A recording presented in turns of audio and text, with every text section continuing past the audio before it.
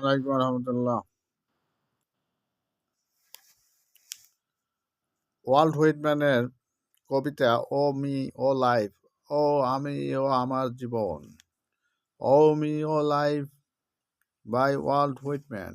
O me O life of the questions of this recurring, of the endless trains of the faithless, of cities filled with the foolish, of myself forever reproaching myself, for who more foolish than I, and who more faithless, of eyes that vainly crave the light of the object's mean, of the struggle ever renewed, of the poor results of all, of the plodding and sordid crowds I see around me, of the empty and useless years of the race, with the rest me intertwined. The question, oh me, so sad, recurring what good amid these, oh me, oh life.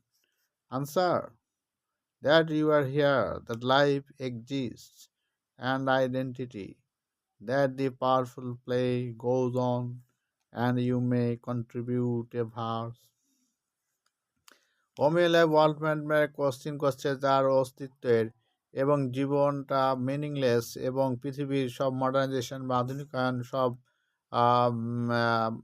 Valueless and meaningless, অর্থহীন এবং meaningless and useless, কারণ চারিদিকে শিল্পায়নের ফলে চারিদিকে মানুষের বিশ্বাস নষ্ট হয়েছে, মানুষের বিশ্বাসহীনতা এবং মানুষের যে কোশ্চিন কোনটা জীবনটা কেমন হবে, এবং মনে হচ্ছে যে সবাই বোকা, এবং কবিও মনে হচ্ছে নিজেকে বলছে যে আমিও বোকা, আমার চেয়ে এরা আরও বেশি বোকা।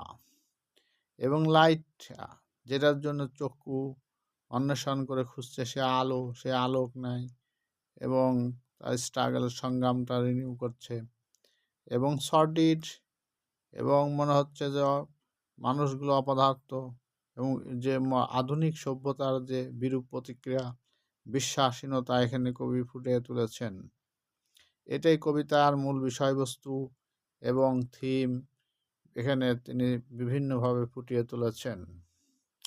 ও মিও লাইফ এবং কোশ্চিন অফ দ্য রিকারেন্ট, পুনর্পর বারবার একই প্রশ্ন জাগছে, রিকারিং সেই প্রশ্ন জীবনের, এবং এন্ডলেস ট্রেন অফ ফেইথলেস, এবং বিশ্বাসহীনতার অনন্ত অহীন যে ট্রেন বা সারি, এবং পৃথিবী সিটিসগুলো পূর্ণ হয়েছে বোকা ফুলিশে এবং নির্বোধে, এবং আমার দিকে আগে এসছে, আমি যে ফুলিশ তার চেয়েও এরা আরও ফুলিশ, বোকা এবং ফেথলেস, এবং আধুনিক সভ্যতার যে অভিশাপ এবং ইন্ডাস্ট্রিয়ালাইজেশন, এ সম্পর্কে কবি এখানে তার হতাশা ব্যক্ত করছেন।